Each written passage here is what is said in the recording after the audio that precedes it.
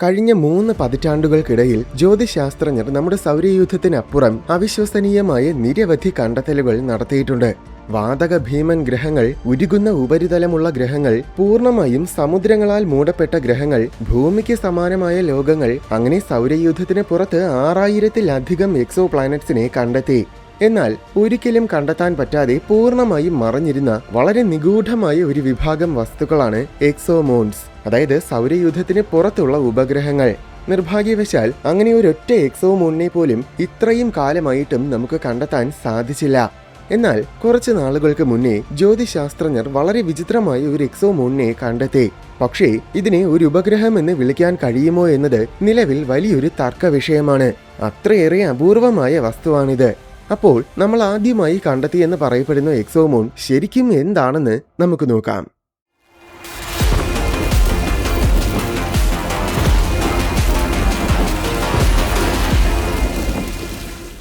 ആയിരക്കണക്കിന് എക്സോ പ്ലാനറ്റ്സിനെ കണ്ടെത്തിയിട്ടും ഇതുവരെ ഒരൊറ്റ എക്സോ മൂണിനെ പോലും കണ്ടെത്തിയിട്ടില്ല എന്ന് കേൾക്കുമ്പോൾ ഒരുപക്ഷെ ആദ്യം നമുക്ക് അത്ഭുതം തോന്നും. കാരണം നമ്മുടെ സൗരയൂഥത്തിൽ ഉപഗ്രഹങ്ങൾ എന്നത് സർവ്വസാധാരണമാണ്. മെർക്കുറിയും വീനസും ഒഴികെ ബാക്കി എല്ലാ ഗ്രഹങ്ങൾക്കും ഉപഗ്രഹങ്ങളുണ്ട്. ജൂപ്പിറ്ററിനും സാറ്റേണിനും ഒക്കെ 100 കണക്കിന് ഉപഗ്രഹങ്ങളാണുള്ളത്. ഗ്രഹങ്ങൾക്ക് പുറമെ കുള്ളൻ ഗ്രഹങ്ങൾക്കും ഉൽക്കകൾക്കും വരെ ഉപഗ്രഹങ്ങളുണ്ട്. ഇത് നമ്മുടെ സോളാർ സിസ്റ്റത്തിന്റെ മാത്രം കാര്യമല്ല, മറ്റ് നക്ഷത്രവ്യൂഹങ്ങളിലും ഉപഗ്രഹങ്ങൾ എന്നത് ഇത്രയും സർവ്വസാധാരണമായിരിക്കുമെന്നാണ് ശാസ്ത്രജ്ഞർ കരുതപ്പെടുന്നത്. അങ്ങനെയെങ്കിൽ പ്രപഞ്ചത്തിൽ എക്സോ പ്ലാനറ്റ്സിനേക്കാൾ കൂടുതലുള്ളത് യഥാർത്ഥത്തിൽ എക്സോ മൂൺസ് ആയിരിക്കും. അപ്പോൾ എക്സോ മൂൺസ് എന്നത് സർവ്വസാധാരണമായിരുന്നിട്ടും എന്തുകൊണ്ടാണ് നമുക്ക് ഇതുവരെ എക്സോ മൂൺസിനെ കണ്ടെത്താൻ പറ്റാത്തത്? ഇതിന്റെ കാരണം കേൾക്കുമ്പോൾ എക്സോമൂൺ കാൻഡിഡേറ്റ്സിനെ എങ്കിലും കണ്ടെത്താൻ പറ്റിയത് തന്നെ യഥാർത്ഥത്തിൽ വളരെ വലിയൊരു അത്ഭുതമായിട്ട് നമുക്ക് തോന്നും. സംഭവം, നമ്മുടെ ടെക്നോളജികൾ എക്സോമൂൺസിനെ കണ്ടെത്താൻ മാത്രം ശക്തമല്ല എന്നതാണ് പരമമായ സത്യം. എക്സോ പ്ലാനറ്റ്സിനെ പോലും കണ്ടെത്തുന്നത് ഒരുപാട് പ്രയാസകരമാണ്. വളരെ വലിപ്പം കൂടിയ ഗ്രഹങ്ങളെയും നക്ഷത്രത്തിന്റെ ഒരുപാട് സമീപത്ത് നിൽക്കുന്ന ഗ്രഹങ്ങളെയും മാത്രമേ സാധാരണഗതിയിൽ നമുക്ക് കണ്ടെത്താൻ പറ്റൂ. ഇതുവരെ കണ്ടെത്തിയ 6000-ൽ കൂടുതൽ എക്സോ പ്ലാനറ്റ്സിൽ ബഹുഭൂരിപക്ഷവും യഥാർത്ഥത്തിൽ ഇത്തരം ഗ്രഹങ്ങളാണ്. ഇങ്ങനൊരു സാഹചര്യത്തിൽ എക്സോ മൂൺസിനെ കണ്ടെത്തുന്നത് എത്രത്തോളം പ്രയാസകരമായിരിക്കുമെന്ന് നമുക്ക് ചിന്തിക്കാവുന്നതേയുള്ളൂ. കാരണം ഗ്രഹങ്ങളെക്കാൾ ഒരുപാട് ചെറുതാണ് ഉപഗ്രഹങ്ങൾ. 1 കിലോമീറ്റർ അകലെയുള്ള ആനയെ പോലും കാണാൻ പറ്റാത്ത ക്യാമറ ഉപയോഗിച്ച് 1 കിലോമീറ്റർ അകലെയുള്ള ഉറുമ്പിനെ കാണാൻ ശ്രമിക്കുന്നത് പോലെയാണിത്. അത് മാത്രമല്ല, 6000-ൽ കൂടുതൽ എക്സോ പ്ലാനറ്റ്സിനെ കണ്ടെത്തിയെന്ന് പറയുമ്പോഴും അതിൽ 75% ട്രാൻസിറ്റ് മെത്തേഡിലൂടെയാണ് കണ്ടെത്തിയത്. അതായത് ഒരു നക്ഷത്രത്തിന് ചുറ്റും ഒരു ഗ്രഹം വലം വയ്ക്കുമ്പോൾ ഗ്രഹം മറയ്ക്കുന്നത് കാരണം ആ നക്ഷത്രത്തിന്റെ പ്രകാശം ചെറിയ രീതിയിൽ മങ്ങുന്നതായിട്ട് നമുക്ക് തോന്നും. അങ്ങനെ അവിടെ ഒരു ഗ്രഹമുണ്ടെന്ന് നമുക്ക് മനസ്സിലാക്കാം. ഇതാണ് ട്രാൻസിറ്റ് മെത്തേഡ്. പക്ഷേ ഉപഗ്രഹങ്ങളുടെ വലിപ്പം തീരെ കുറവായതിനാൽ നമുക്ക് ഡിറ്റക്ട് ചെയ്യാൻ പറ്റുന്ന രീതിയിൽ അവയ്ക്ക് നക്ഷത്രത്തിന്റെ പ്രകാശം മറയ്ക്കാൻ സാധിക്കില്ല.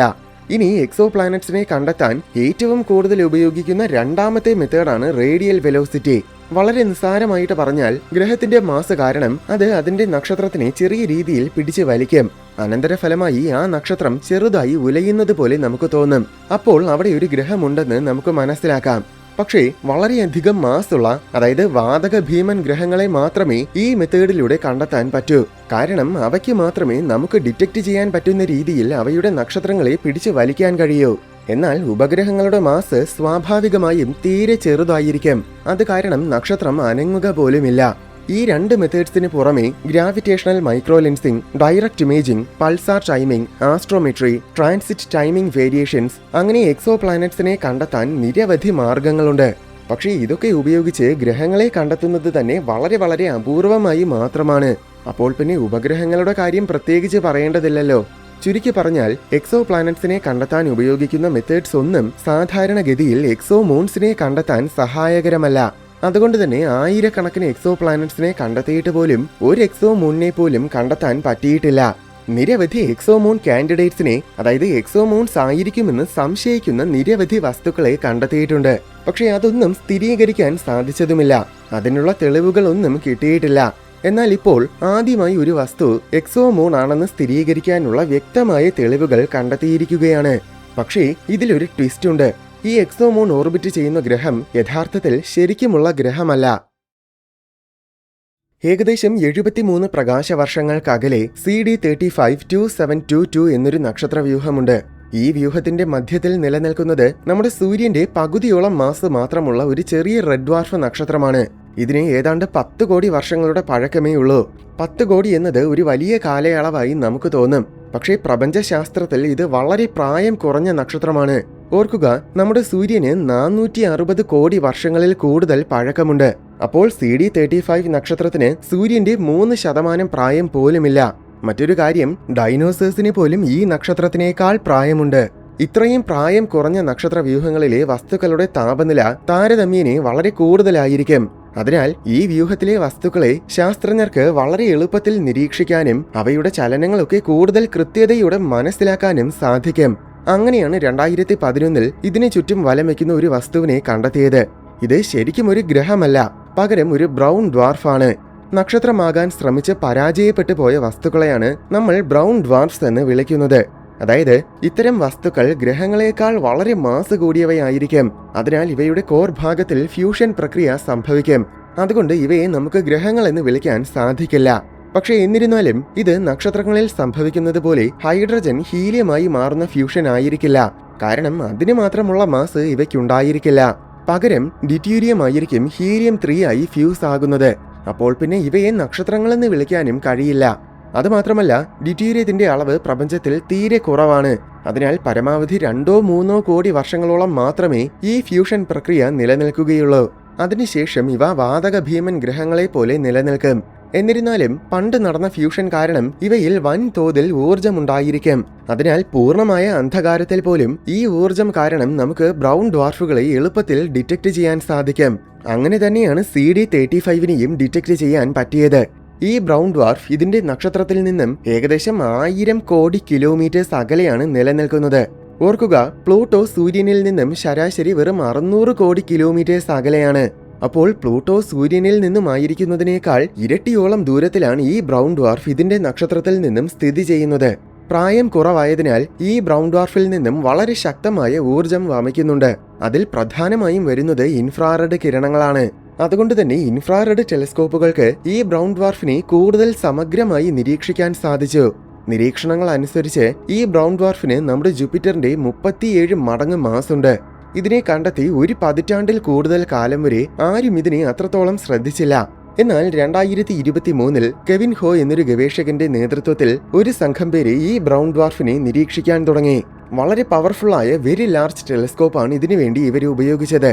ഒരു എക്സോമൂണിനെ കണ്ടെത്തുക എന്ന ഉദ്ദേശത്തോടെ തന്നെയാണ് ഇവർ ഇതിനെ നിരീക്ഷിച്ചത്. ബ്രൗൺ ഡ്വാർഫ്സ് നക്ഷത്രങ്ങളെ പോലെയാണ് രൂപം കൊള്ളാൻ തുടങ്ങുന്നത്. അതുകൊണ്ട് തന്നെ നക്ഷത്രങ്ങൾക്ക് ചുറ്റും വലിയ ഗ്രഹങ്ങൾ ഉള്ളതുപോലെ ബ്രൗൺ ഡ്വാർഫ്സിന് ചുറ്റും വലിയ ലോകങ്ങൾ ഉണ്ടായിരിക്കുമെന്നാണ് പണ്ട് മുതലേ ജ്യോതിശാസ്ത്രജ്ഞർ കരുതിയിരുന്നത്. അങ്ങനെയെങ്കിൽ ഗ്രഹങ്ങളുടെ കുഞ്ഞൻ ഉപഗ്രഹങ്ങളെ അപേക്ഷിച്ച് ബ്രൗൺ ഡ്വാർഫ്സിന്റെ ഭീമൻ ഉപഗ്രഹങ്ങളെ കണ്ടെത്താൻ സ്വാഭാവികമായും കൂടുതൽ എളുപ്പമായിരിക്കും. അതുകൊണ്ടാണ് കെവിനും കൂട്ടരും CD35നെ തന്നെ ഈ നിരീക്ഷണത്തിന് വേണ്ടി തിരഞ്ഞെടുത്തത്. ഇതിലൂടെ ബ്രൗൺ ഡ്വാർഫ്സിനെ കുറിച്ച് പണ്ട് കരുതിയിരുന്നത് ശരിയാണോ എന്നും പരിശോധിക്കാം. അതോടൊപ്പം തന്നെ ആദ്യമായി ഒരു എക്സോമൂണിനെയും കണ്ടെത്താം. ഇതായിരുന്നു അവരുടെ ഉദ്ദേശം. എന്തായാലും ടെലിസ്കോപ്പ് ഉപയോഗിച്ച് നേരിട്ട് എക്സോമൂണിന്റെ ചിത്രം പകർത്തുകയല്ല ചെയ്തത്. പകരം നേരത്തെ പറഞ്ഞ റേഡിയൽ വെലോസിറ്റി മെത്തേഡാണ് അവർ ഇതിനു വേണ്ടി ഉപയോഗിച്ചത്. ഈ ബ്രൗൺ ഡ്വാർഫിന് ചുറ്റും ഒരു ഉപഗ്രഹം ഉണ്ടെങ്കിൽ അതിന്റെ ഗ്രാവിറ്റി പിടിച്ച് വലിക്കുന്നത് കാരണം ബ്രൗൺ ഡ്വാർഫ് ചെറിയ രീതിയിൽ ഉലയും.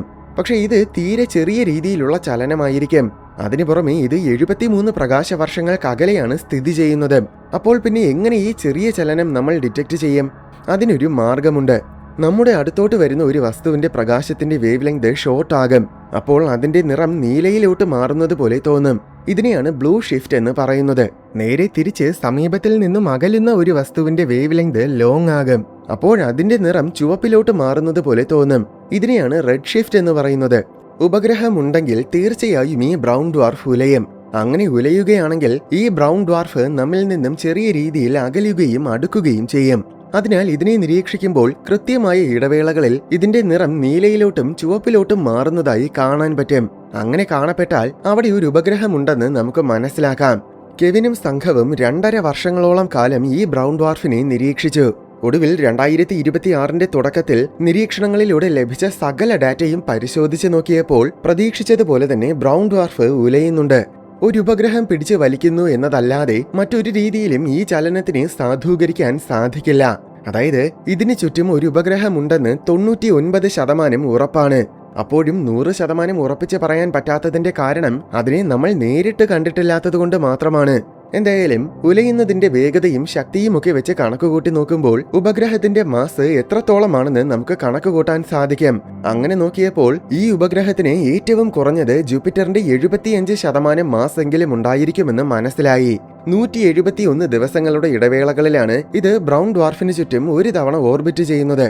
മറ്റൊരു കൗതുകകരമായ കാര്യമെന്നത് കെവിനും കൂട്ടരും ശേഖരിച്ച ഡേറ്റയിൽ ബ്രൗൺ ഡ്വാർഫിന് ചുറ്റും മറ്റൊരു ഉപഗ്രഹവും കൂടെ ഉണ്ടെന്ന സൂചന നൽകുന്നുണ്ട്. നിഗമന പ്രകാരം ഈ രണ്ടാമത്തെ ഉപഗ്രഹത്തിന് ജൂപ്പിറ്ററിന്റെ 20% മാസ് മാത്രമേ ഉള്ളൂ. ബ്രൗൺ ഡ്വാർഫിന്റെ കുറച്ചുകൂടി സമീപത്താണ് ഇത് നിലനിൽക്കുന്നത്. വെറും 87 ദിവസങ്ങൾ കൊണ്ട് തന്നെ ഒരു തവണ ഓർബിറ്റ് ചെയ്യും. പക്ഷേ ഓർക്കുക, ഈ രണ്ടാമത്തെ ഉപഗ്രഹത്തിന്റെ കാര്യം വെറും ഒരു സംശയം മാത്രമാണ്, അല്ലാതെ സ്ഥിരീകരിക്കപ്പെട്ടിട്ടില്ല. അതുമാത്രമല്ല, രണ്ടാമത്തെ ഉപഗ്രഹം വെറും ഒരു ഇല്യൂഷൻ മാത്രമായിരിക്കാനാണ് കൂടുതൽ സാധ്യത. എന്തെന്നാൽ ഇങ്ങനെ 2 ഉപഗ്രഹങ്ങൾ ഉണ്ടെങ്കിൽ ഇതൊരു 3 ബോഡി സിസ്റ്റമായി മാറും. അനന്തരഫലമായി ഏതെങ്കിലും ഒരു ഉപഗ്രഹം പണ്ടേ തന്നെ വ്യൂഹത്തിൽ നിന്നും പുറന്തള്ളപ്പെടുമായിരുന്നു. അതിനാൽ രണ്ടാമത്തെ ഉപഗ്രഹം ശരിക്കും ഉണ്ടായിരിക്കാൻ തീരെ സാധ്യതയില്ല. ഇത് നിരീക്ഷണത്തിൽ സംഭവിച്ച എന്തെങ്കിലും പ്രശ്നമോ അല്ലെങ്കിൽ എന്തെങ്കിലും നോയിസോ ആയിരിക്കുമെന്നാണ് നിലവിൽ കരുതുന്നത്. എന്തായാലും ഒന്നാമത്തെ ഉപഗ്രഹം ശരിക്കും നിലനിൽക്കുന്നുണ്ട് എന്നത് ഏതാണ്ട് 100% ഉറപ്പാണ്. പക്ഷേ ഇതിനെ തുടർന്ന് വളരെ പ്രധാനപ്പെട്ട ഒരു ചോദ്യം ഉദിക്കുന്നുണ്ട്. ഇത് ശരിക്കും ഒരു ഉപഗ്രഹം തന്നെയാണോ? ഗ്രഹങ്ങളെ വലം വയ്ക്കുന്ന വസ്തുക്കളെയാണ് പൊതുവെ ഉപഗ്രഹങ്ങൾ എന്ന് വിളിക്കുന്നത്. ഗ്രഹങ്ങളെ അല്ലാതെ മറ്റെന്തെങ്കിലും വസ്തുക്കളെ വലം വയ്ക്കുന്നവയ്ക്ക് മറ്റെന്തെങ്കിലും പേര് നൽകണമെന്നാണ് ഒരു കൂട്ടം ശാസ്ത്രജ്ഞർ പറയുന്നത്. അങ്ങനെ നോക്കിയാൽ ഇതൊരു എക്സോ മൂൺ അല്ല. എന്നാൽ നക്ഷത്രങ്ങളെ അല്ലാതെ മറ്റേത് വസ്തുക്കളെ വലം വയ്ക്കുന്നവയാണെങ്കിലും അവയെ ഉപഗ്രഹങ്ങളെന്ന് തന്നെ വിളിക്കണമെന്നാണ് മറ്റൊരു വിഭാഗം ശാസ്ത്രജ്ഞർ പറയുന്നത്. അങ്ങനെ നോക്കിയാൽ ഇതൊരു ഉപഗ്രഹം തന്നെയാണ്. ഇങ്ങനൊരു പ്രശ്നമുണ്ടാകുമെന്ന് മുൻകൂട്ടി കണ്ടതുകൊണ്ട് കെവിനും കൂട്ടരും ഇതിനെ എക്സോ മൂൺ എന്ന് വിളിക്കുന്നതിന് പകരം എക്സോ സാറ്റലൈറ്റ് എന്നാണ് വിളിക്കുന്നത്. ഇതിനെ എക്സോ മൂൺ എന്ന് വിളിക്കാൻ കഴിയുമോ ഇല്ലയോ എന്നത് ഒരു തർക്ക വിഷയമാണെങ്കിലും ഈ കണ്ടെത്തൽ വളരെ പ്രധാനപ്പെട്ടതാണെന്ന കാര്യത്തിൽ ഒരു തർക്കവുമില്ല. എന്തെന്നാൽ റേഡിയൽ വെലോസിറ്റി മെത്തേഡിലൂടെ എക്സോ മൂൺസിനെ കണ്ടെത്താൻ കഴിയുമെന്നതിന്റെ വളരെ വ്യക്തമായ ഒരു ഉദാഹരണമാണിത്. ഇനി ഇതുപോലെ വേറെയും എക്സോ മൂൺസിനെ കണ്ടെത്താൻ ഒരുപക്ഷെ ഭാവിയിൽ ഈ മെത്തേഡ് സഹായിച്ചേക്കാം. 1995 നമ്മുടെ സൂര്യനെ പോലത്തെ ഒരു നക്ഷത്രത്തിന് ചുറ്റും ആദ്യമായി ഒരു എക്സോ പ്ലാനറ്റിനെ കണ്ടെത്തിയത്. ഇന്ന് അതുപോലത്തെ ആയിരക്കണക്കിന് എക്സോ പ്ലാനറ്റ്സിനെ കണ്ടെത്തി. ഇതുപോലൊരു കഥ എക്സോ മൂൺസിന്റെ കാര്യത്തിലും ഇനി സംഭവിക്കുമായിരിക്കും.